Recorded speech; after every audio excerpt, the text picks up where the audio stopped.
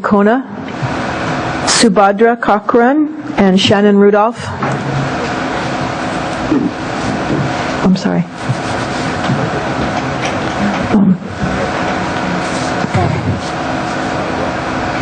I'm sorry, Subhadra or Shannon, would you mind letting Howard Ainsley, I passed him by previously, and then I'll take you, do you mind?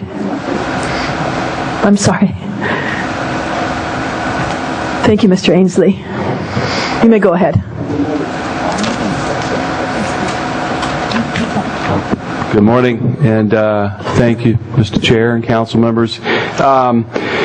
My name is Howard Ainsley. I'm the Regional Chief Executive for East Hawaii Region of Hawaii Health System, and I have submitted written testimony, so I certainly am willing and able to respond to any questions that you might have. One small correction is that the funds should be appropriated to HHSC rather than to Department of Health, and I think the statement there says to DOH. And I just really would respectfully ask that that be changed again to the HHSC rather than DOH. But again, this is a critically important program. This has been in the works for some time. It's already been stated about the need, and I would also submit to you that one of the primary tenets of healthcare reform is based on primary care. The whole primary care essence of trying to keep people well and out of the hospital is where we're headed, and this program will make a big difference to our state, and we're hoping that it will be viewed as a priority. So again, thank you for your support. Thank you very much, Subhadra. And Shannon, you can come back.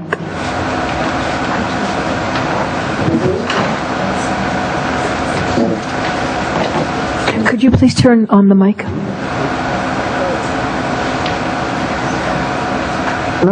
Put it off. Here we go. Now, can you hear me? Yes. Okay. Good morning, council people and fellow citizens. I'm here to support Resolution 4213 because I support democracy. And if we keep Act 97 as it is, our democratic process has been set aside because all the bills that we spent years voting on and fighting for will be subverted. And that's why I'm here, because I'm a supporter of democracy. Thank you, Brenda, for bringing this up. Thank you. Aloha, Council. Thank you, Brenda. I hope you all realize how crucial it is to hold the line on bills, on acts like Act 97 and Act 55.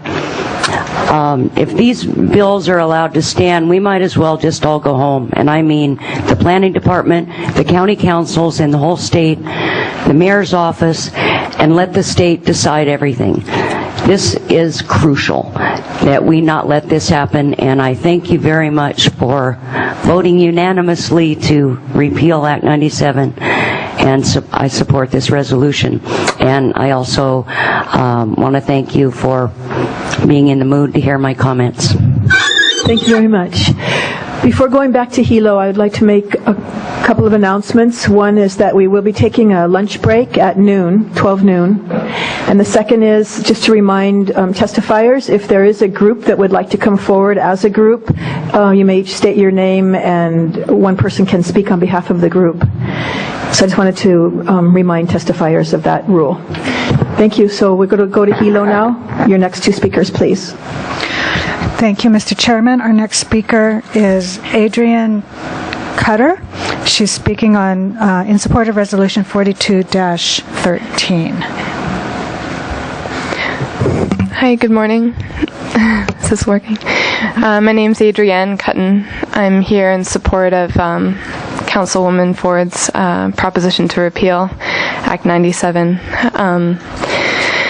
I speak for myself and also for a swiftly increasing number of our community who become increasingly alarmed as we learn more and more about geothermal, about the accidents that have happened, about the toxicity and dangers of the continued the plant that exists and the drilling that continues, and all the plants and all the drilling locations that are proposed, and that it's important not only for, as everyone's been saying, the democratic process, and for us to have a voice in this way and what happens in our community, not only for those who are particularly concerned about geothermal, but just in general. So I won't repeat, a lot of people have said a lot that I had to say. I would like to say that when I arrived here today, I asked at the front desk by the door if this was the right building, and she said, yes, this is that building, and she said, are you here for geothermal? And I said, yes. She said, well, you have to go to Kona for that. And I said, no, she said, I've already turned several people away. You have to go to Kona for that. And I said, no, there's a place in Hilo and in Pahoa to be heard via video. And anyway, so there are also other people who came here to Hilo today who were turned away, saying they had to go to Hilo or Kona. And I'd also like to mention some things that might not otherwise get mentioned, that, a good new friend of mine and a dear member of our community she now carries oxygen tanks forever at her side from a meltdown that happened in the 90s. And there's such a continual, there's a lot of coming and going of community members on the island, and so there can be a short memory of what's happened. But I think that so many people who wouldn't usually come and speak up about things will come and speak up about this, because it will affect our community and the land and the Hawaiian people and our whole way of life here so extremely. Not only not to have a voice, but just, what a lot of us are here about is the geothermal. And I thank you for considering, repealing Act 97, which wipes out years of hard-fought, hard-won environmental law protections, and and the chance for us to have a voice. This project has had so many problems and accidents, and is that 3 minutes? And so please let our voice continue to be heard, and thank you. Thank you. Before you go, can you identify where you were given the misinformation about having to come to Kona so we can help solve the issue? Yeah, right. Was it out at... Right when I came in the door here, like down the hall, I don't know, I think that's the main entrance, where there's a desk right inside the entrance, because there are a few buildings, and so. Okay, so outside at the information desk. Yeah, right when you walk in this building, there's an information desk right there. Thank you very much. We'll be following up with that. Thank you. Okay, is the next testifier ready? Yes, Madam Chair, our next testifier is Wayne Kanemota. He's a regional board member for the Hawaii Health Systems Corporation, speaking in support of Resolution 41-13. Thank you. Good morning, Madam Chair and members of the Council. I submitted written testimony, and I would just like to summarize that we really, all of us, including yourselves and everybody on this island and throughout the state, we are facing, or we will face, a crisis in getting health care if we don't have enough providers. The major problems we face are access, quality, and cost. And this bill provides an opportunity for all of us to address the problem of access. Mr. Ainsley and the rest of the medical group have already explained or covered the various points, but I'd like to reemphasize that I urge that you support this and help us to gain additional support to have the passage of this bill. Thank you. Thank you. We will move to Pahoa. Please introduce your next speakers. All right, our next speaker will be Mr. Steve Hirakami in support of Resolution 4213, representing himself. Thank you. Okay. Go for it. Good morning, council members. My name is Steve Hirakami, and I am in firm support of Resolution 4213. I have lived in Puna for almost 40 years now, moving here in 1974 from Honolulu. I have first-hand information and experience with geothermal in 1979. I was living on 80 acres of land in Opikau, and an exploratory well was drilled 1,000 feet from my home. I lived with it 24/7 for 11 months, and needless to say, I did a lot of research then. We didn't have the World Wide Web or Google search, so doing searches were very difficult at that time. But what I did find out was there were no subzones, there were no standards, environmental standards for noise, air quality, water, or anything. In fact, they could just do anything they want. They didn't need any environmental impact statement. So that was in 1979. In 1983, the Act 96 was developed to develop subzones, and I tell you why, because they identified that the most available resource was in that area of Kapoho, Pikau.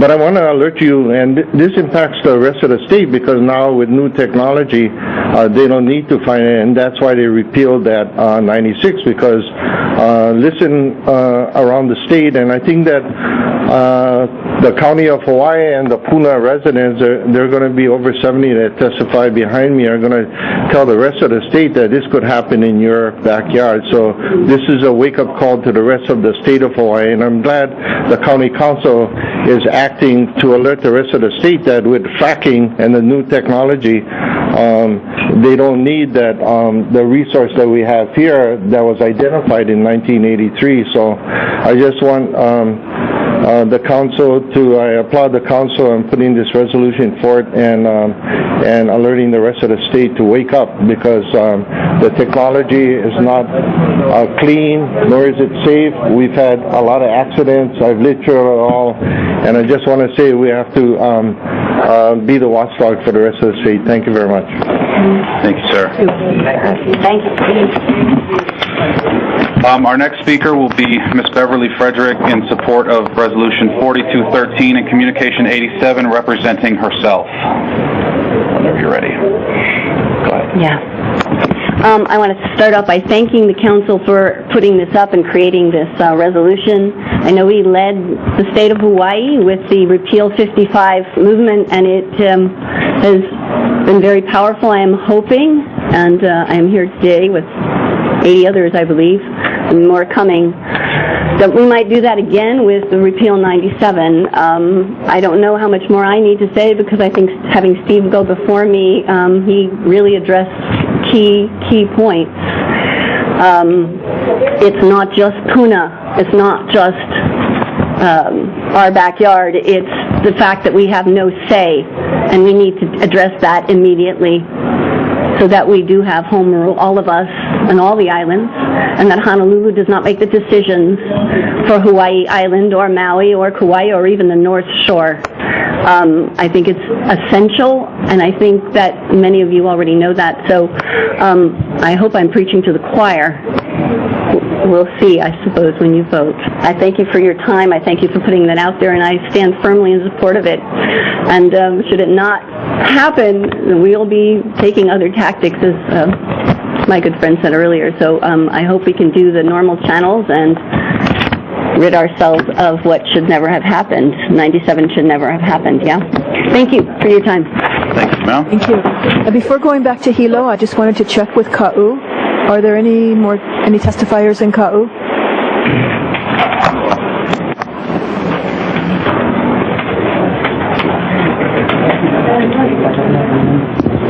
Hi. Karen? Hi. Sorry. Hi, checking. Madam Chair. There's no testifiers here. Okay, you can let us know if you do have any. Thank you. Going to go to Hilo. take the next two testifiers, please. Thank you, ma'am. Thank you, Madam Chair. Our next speaker is Dwight Vicente, speaking commenting on Resolution 42-13. And Pahoa, your microphone is on. You want to give me that? Oh, microphone. You got to turn the mic's on. Sorry. Good morning. My name is Dwight Vicente. I'm representing the Hawaiian Kingdom. 4213. All this problem they're having with the geothermal and the subdivisions all bunched up together is because you look at the history of Hawaii. In 1887, they applied the Monroe Doctrine, which has no force and effect over this kingdom. Lands here are either designated crown and or government lands. You have lands now without contract under a tax map key system. You have only privileges. There is no rights involved, no contract, no right to sue. And even if you complain, they won't listen because the Monroe Doctrine creates no rights, only privileges. The state of Hawaii is one of the 37 compact states under Section 14 of the Monroe Doctrine, or the Northwest Ordinance of 1787. They're not true nation states. They're actually corporations, which cannot give you any rights. A lot of the development is based on the Monroe Doctrine. And it's a lot of development, whether it be subdivisions created, will create these problems because you have all this influx of people and they got to create power and all this infrastructure to continue what they're doing. So I'm going to end with this by reserving the rights of the kingdom under the Queen's Protest of January 17, 1893 against U.S. Minister Stevens. Article 3, Section 2, Clause 2, original but limited jurisdiction over U.S. Minister Stevens only. The U.S. Supreme Court has no jurisdiction over this kingdom. And the other one is the Northwest Ordinance of 1787. Jurisdiction, D.C., District Court. Thank you. Thank you.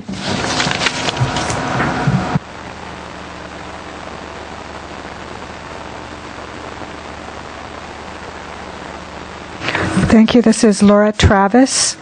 She's speaking on resolution, in support of Resolution 42-13.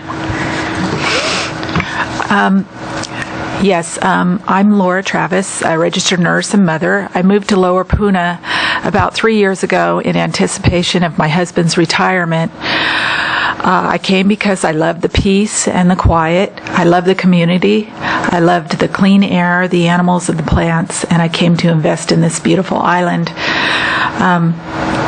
One thing I noted when I used to come visit before I bought there was actually even a sign at the eastern tip of the island that said that boasted that it had the cleanest air in the world. But soon I found a problem. A partnership exists between commercial interests and powerful leaders in our local and state governments. A partnership that seeks to systematically disassemble the legal framework designed to prevent unwanted and environmentally unsound exploitation of the land and communities of Hawaii. The power elite has orchestrated a series of actions intended to disenfranchise local communities' ability to determine their own future. First, by passing of Act 55, establishing the Public Land Development Corporation. Second, passing Act 97, doing away with the geothermal subzones and taking away the county's power to regulate geothermal power. One notable effect of removing subzones was to remove the community's input to evaluating possible social and environmental effects of the plant.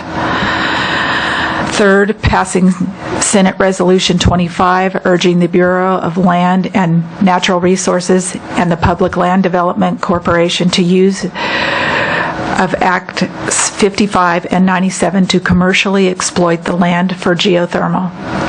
And fourth, initiating an administrative action which was narrowly defeated to do away with environmental impact statements or environmental assessments for geothermal exploratory drilling.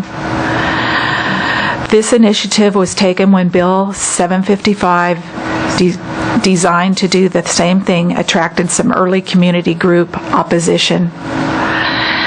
Additionally, this is but one example of several attacks on community self-determination throughout Hawaii. Grassroots organizations are standing up against big wind and Molokai